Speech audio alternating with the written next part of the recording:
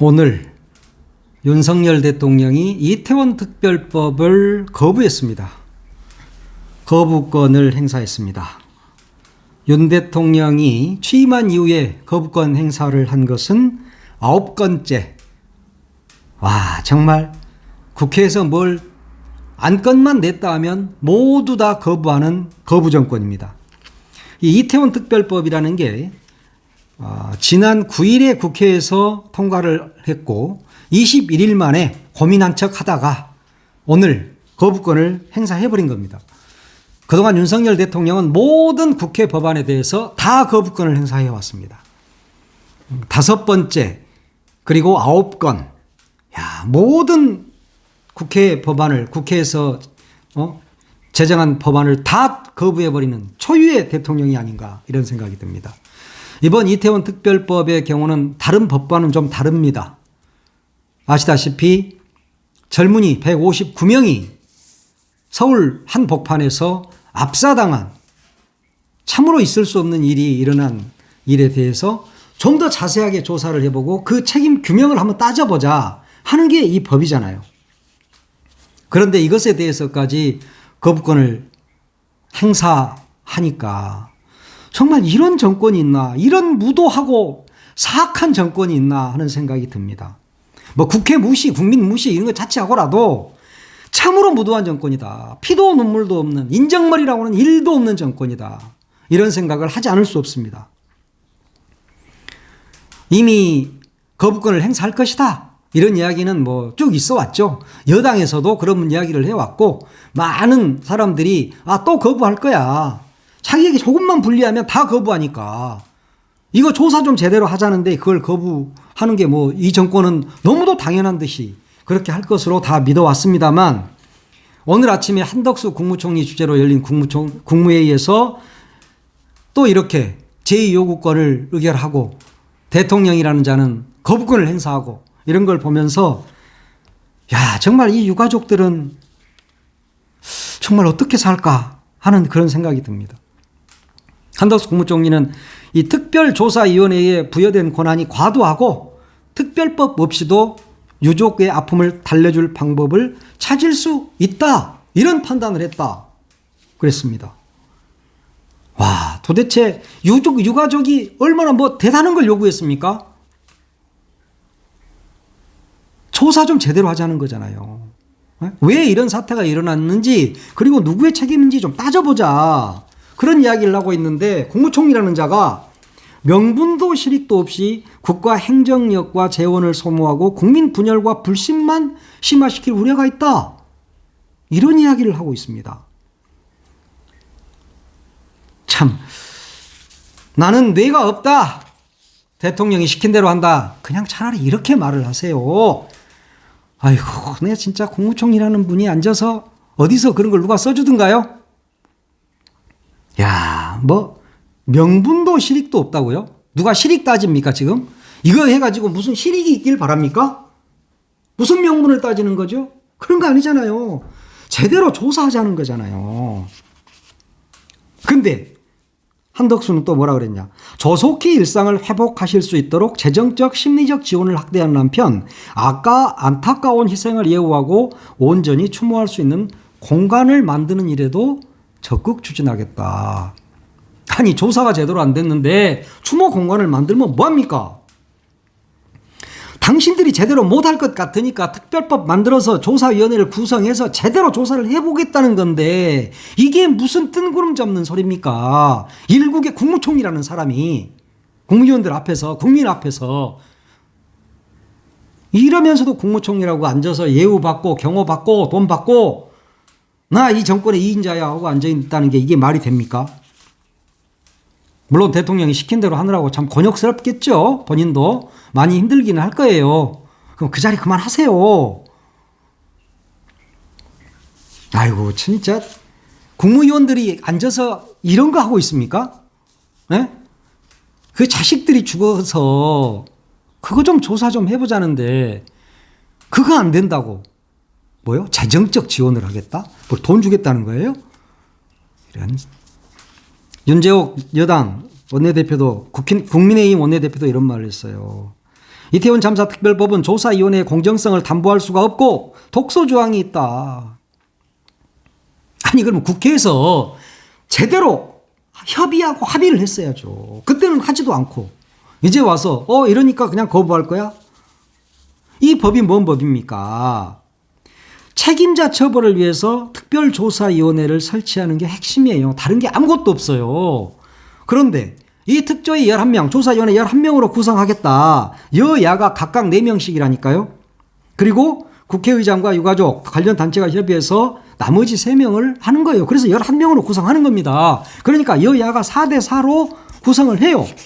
그리고 국회의장이 각계 인사들과 협의해서 3명을 추천합니다. 그래서 조사위원회 한번 구성하자는데 그게 그렇게 어렵습니까? 뭐가 무섭습니까? 지금 제가 말하니까 무섭죠? 그때 제대로 경찰력 동원 안 했잖아요. 그래서 제대로 이들이 질서 유지를 할 수 있도록 해주지 않았잖아요. 그렇게 많은 수가 모이면 국가가 해야 될 일이 뭡니까?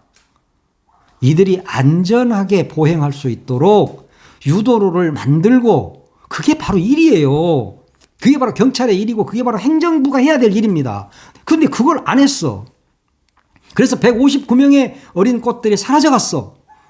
그러니까 그걸 조사 좀 해보자. 유가족들은 그거잖아요. 내 자식 죽었는데 응?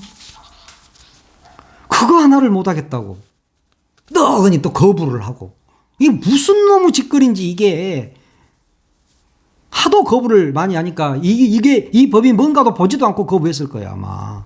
에? 무조건 거부니까.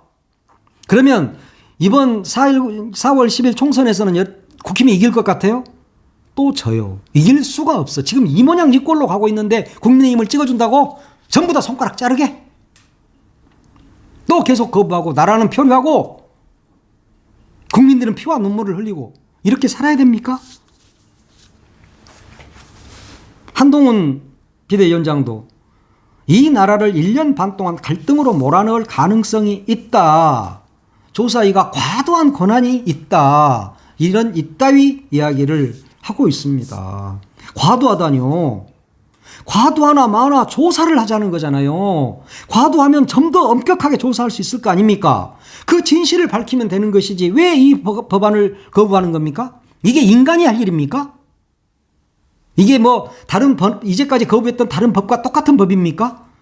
사람이 159명이 국민이 죽어나간 이 부분에 대해서 여러분들이 제대로 밝히지 않으니까 너희들 또 4명, 야당도 4명, 그리고 국회의장이 3명 추천 11명으로 조사위원회를 구성해서 조사 한번 똑바로 해보자. 지금 그 말 아니에요.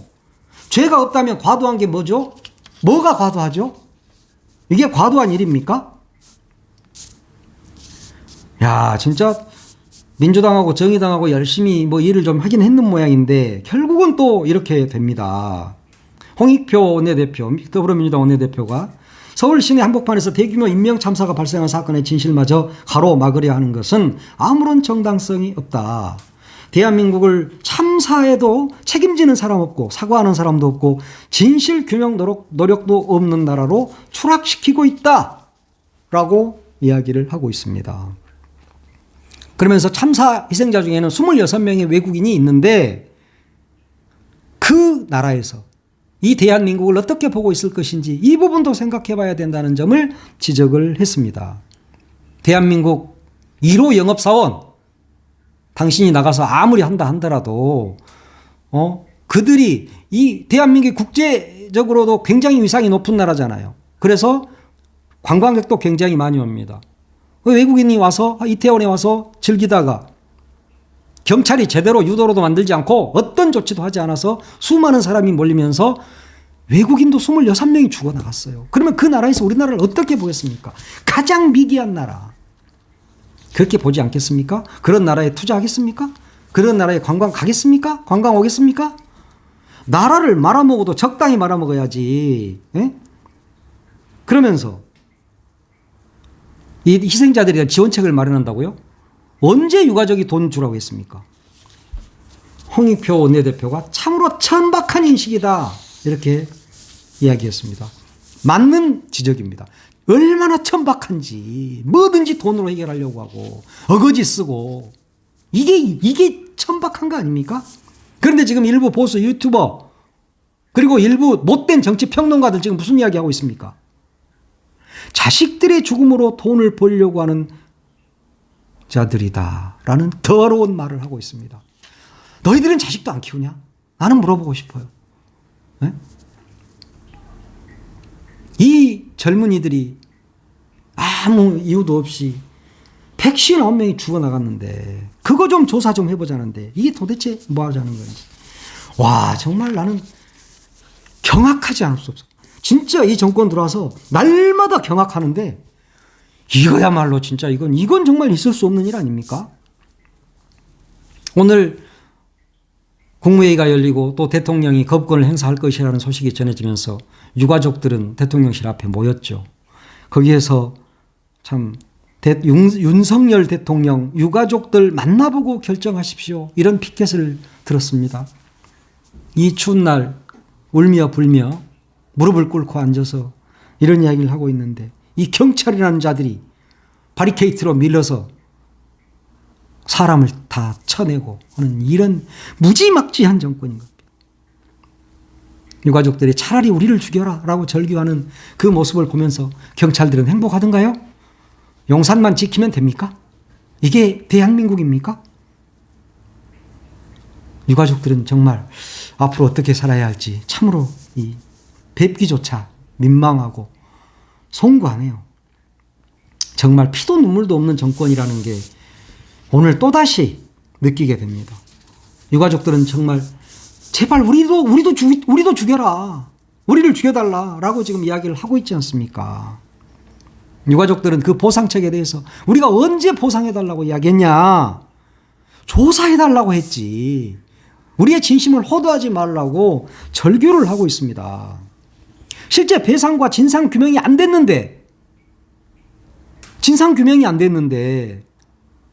책임자 처벌이 없는데 책임자가 아직 규명이 되지 않았는데 무슨 보상이 나오고 배상이 나오죠? 추모 공간이 왜 나오죠?